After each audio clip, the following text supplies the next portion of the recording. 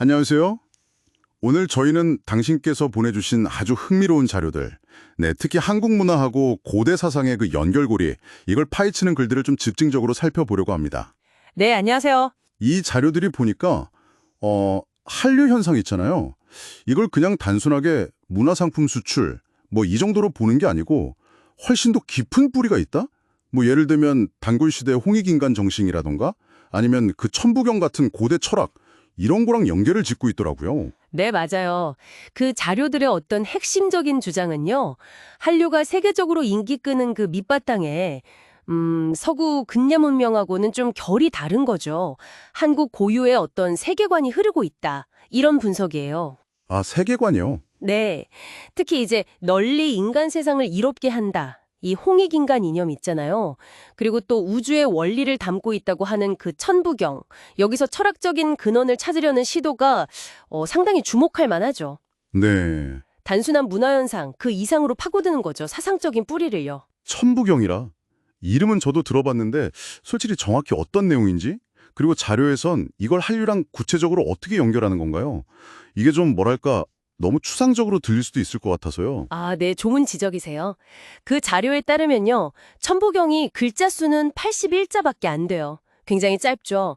근데 그 안에 우주의 생성, 뭐 소멸, 변화, 원리 같은 걸 함축하고 있다.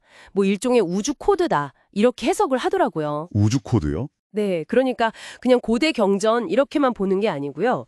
이 원리가 예를 들면 사상의학이나 팔체질 의학처럼 우리 몸을 이해하는 동양적인 방식이 어떤 근간이 된다. 심지어는 최근에는 뭐 홀로그램 우주론 이런 현대 물리학적 해석하고도 이게 맞닿아 있다. 이런 시각까지 제시해요. 와, 현대 물리학이랑요? 네.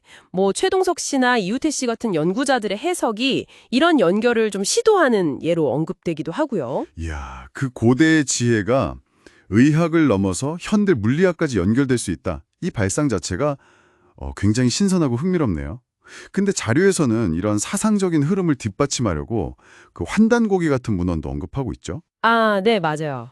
근데 이 문헌은 제가 알기로 역사적인 진위 논란이 좀 있는 걸로 아는데 자료는 어떤 관점에서 이걸 다루고 있나요? 네, 맞습니다.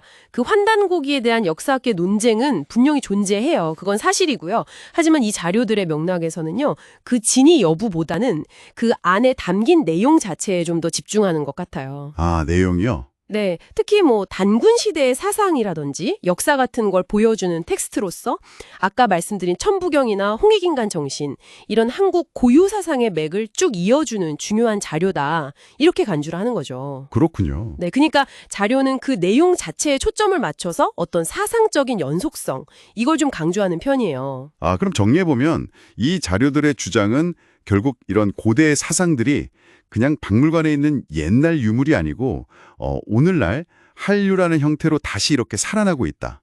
그리고 어쩌면 이게 서구 중심의 어떤 사고방식, 이걸 넘어설 수 있는 새로운 대안적인 패러다임을 제시할 수도 있다. 뭐 이런 이야기인 거군요. 네, 바로 그 지점입니다. 자료는 천부경이나 사상의학 같은 데서 보이는 뭐 조화라든지 순환, 통합 이런 가치들 있잖아요. 이런 것들이 지금 한류 콘텐츠가 세계인들한테 주는 어떤 정서적인 공감대 이것과 무관하지 않다고 분석을 해요. 아, 그 공감대요? 네. 그리고 이런 통합적인 사고방식이 그냥 철학에만 머무는 게 아니고 예를 들어서 그 러시아 발명 기법 중에 트리즈라는 게 있거든요. 트리지요. 들어본 것 같아요. 문제 해결 방법론 같은 거 아닌가요? 맞아요. 문제 해결을 위한 어떤 체계적인 방법론인데 이걸 또 한국적으로 변용을 해서 창의적인 문제 해결에 활용하는 그런 사례처럼요.